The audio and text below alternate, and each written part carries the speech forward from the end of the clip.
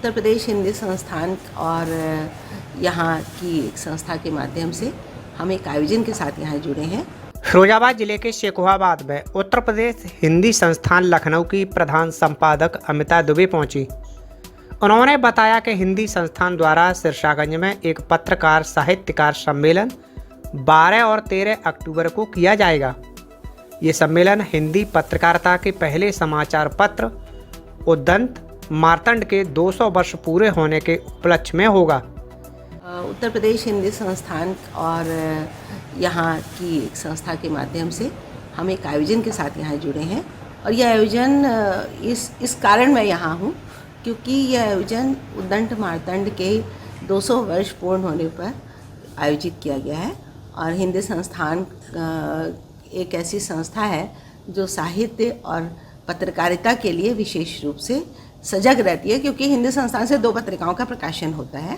इस 2 साहित्यिक पत्रिकाएं, एक साहित्य भारती और एक बच्चों की प्रिय पत्रिका बालवाणी।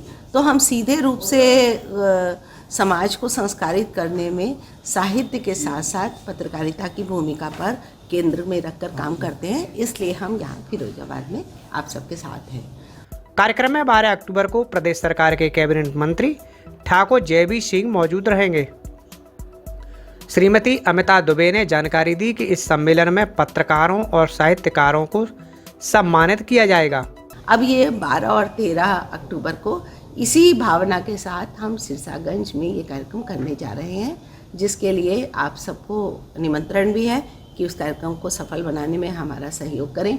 और सिरसागंज और मुझे लगता है शेखोहाबाद में बहुत दूरी नहीं है, यहाँ के लोग भी अगर उस कार्यक्रम में सम्मिलित होंगे तो बहुत अच्छा होगा। सम्मेलन का मुख्य उद्देश्य हिंदी का प्रचार प्रसार करना और नए साहित्यकारों को मंच प्रदान करके उन्हें आगे बढ़ाना है।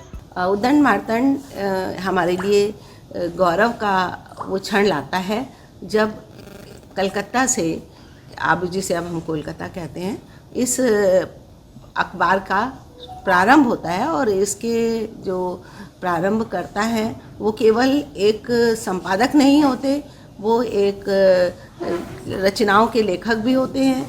वो घर घर जाकर दुकान, क्योंकि कलकत्ता में मारवाड़ियों का साम्राज्य था उस समय व्यापार के क्षेत्र में, तो वो दुकान जाकर उस अखबार को सुनाने का भी काम करते हैं। तो ऐसे समर्पित अखबार को निकालने वाले उद्दंत मार्तंड के संपादक जुगल किशोर जी की स्मृति को नमन करते हुए ये कार्यक्रम हमने यहाँ आयोजित किया है। मैं बताना चाहती हूँ कि 30 और 31 मई को हमने उद्दंत मार्तंड के प्रकाशन के 200 वर्ष पूर्ण होने पर कोलकाता में भी एक कार्यक्रम किया था भारतीय भाषा परिषद के साथ मिलकर। और ये कार्यक्रम हमने कोलकाता में इसलिए किया था क्योंकि 30 मई को वहाँ से पहली बार इस अखबार का शुभारंभ हुआ था। उन्होंने सोशल मीडिया की भी सराहना की और कहा कि ये लोगों को अच्छी और उपयोगी जानकारी प्रदान करने का एक महत्वपूर्ण माध्यम होगा। मुझे लगता है कि सोशल मीडिया ने एक अच्छा प्लेटफॉर्म दिया है नए रचनाकारों को। वे बस ये ज़रूर है कि थोड़ा उतावलापन आ गया है कि हमने 2 पंक्तियाँ लिखी और उसको हमने पोस्ट कर दिया और तुरंत ही उस पर अंगूठा और ताली आने लगी और हमने समझ लिया कि हम बहुत बड़े रचनाकार हो गए।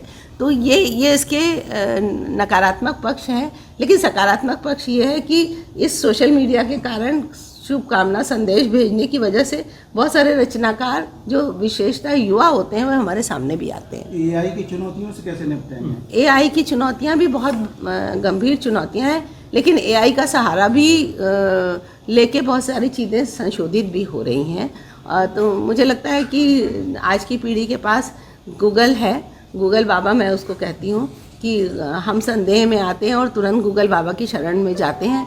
लेकिन मैं युवाओं से अपने हमेशा ये बात कहती हूँ कि एक रचनाकार को पहले अपनी रचना को स्वयं एक संपादक की दृष्टि से देखना चाहिए, तब उसे सार्वजनिक करना चाहिए।